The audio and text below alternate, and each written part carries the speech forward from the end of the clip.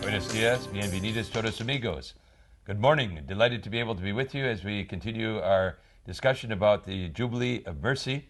Oftentimes in our experience, we're talking about mercy. What does mercy do? When does it happen? How is it experienced?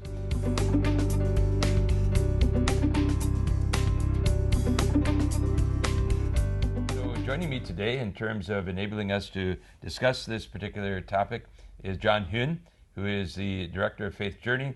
Faith Journey is a progress whereby people are invited to go ever more deeper into their relationship with God, particularly the relationship with Christ. So welcome, John. Delighted to have you with me. Thank you, Bishop. Delighted to be here.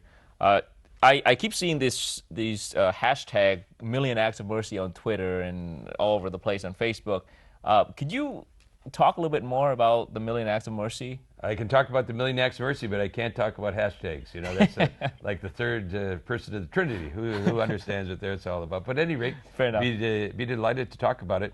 In terms of, I think when we talk about acts of mercy, there are those which are very much a part of ourselves.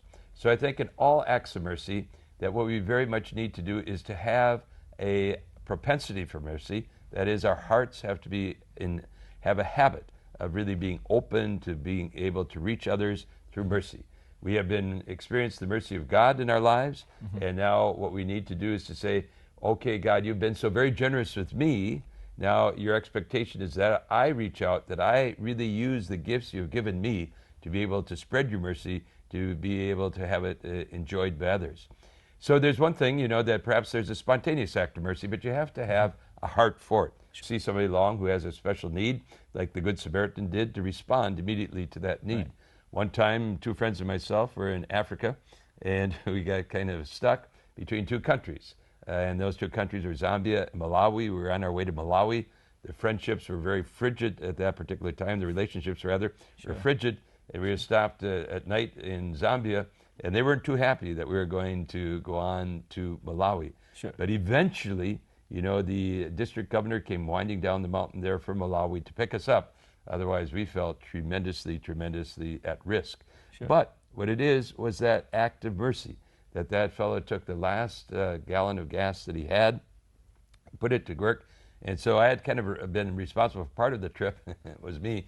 So you could just imagine the eyes of my friends as they looked at me. Sure. As it got darker, darker, colder and colder, and we were becoming more and more feeling, tremendously at risk. But at any rate, that's one that I appreciate personally. And so there are others too that we all know that we have to have that heart, that desire to work out. It just doesn't happen automatically for the most part, and we're very sensitive and tender to the needs of others, whether they be young, they be old, the very special situation that they find them in. There are other two categories I think that are extraordinarily important. One is the fact that those who we deal with, in a relationship that have a chronic illness or something. I have nothing but admiration for a spouse who finds their spouse has developed, multiple sclerosis or one of those illnesses or diseases, and they give the entirety of their lives in service to that spouse, that their whole life is taken up with them. Who could be more generous? Right. Who could offer more sacrifice? What is mercy really about except for those people? Those are the ones who are tremendously heroic for me. So that's a million act of mercy that they do every single day. And whether they get a hashtag or not, I'm not too certain that that's what occurs. But that they're really performing that and doing it extraordinarily well. And then I think the other acts of mercy are those that are fulfilled in terms of our prayer for people, our understanding of people, our thoughts of people, and they are, again, generated by a real spirit of love. So if you have love in your heart, you're going to reach out to that person who truly needs that love at that time. That is mercy. Right. And so what I think what the Holy Father is really trying to tell us is that we have the potential to do it, but to really be a Christian in our own time, to develop it during this year of mercy, is first of all to establish a very solid and strong ongoing relationship with God, and then to be able to see that love has been generated in your heart, and now you're more than willing to share it with others. So would you say then mercy is more about the other person than myself? It truly is, yeah. I think, and we don't kind of pat our back. Wasn't that great? Right. How merciful I was, but rather we are really trying to see the other person extend that love. And the word that the Pope uses so often is tenderness.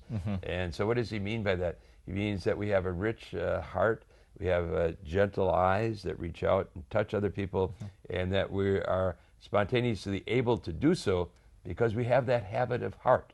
That habit is right there. And so we don't even think about it. We don't think, well, should I do it? Should I not do it? We automatically and spontaneously react in a very positive way. Wonderful. Thank you. Well, you're welcome. It's a challenge for all of us to do these acts of mercy. Check that hashtag to see what everybody's doing. That's right.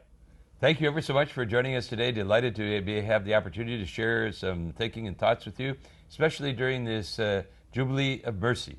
That mercy is the theme that penetrates our hearts. It's a theme that Pope Francis has introduced now throughout his papacy, and I think it's beginning to take root, not only here in the Diocese of Des Moines, but everywhere. So here in the Diocese of Des Moines, I want you to know that we're always there to serve you at all of our 80 Catholic churches and also wherever I happen to be. So know that you're welcome, that we're here to provide the services that we can so that you can be tremendous instruments of mercy. Thanks again for joining us. Muchas gracias a todos.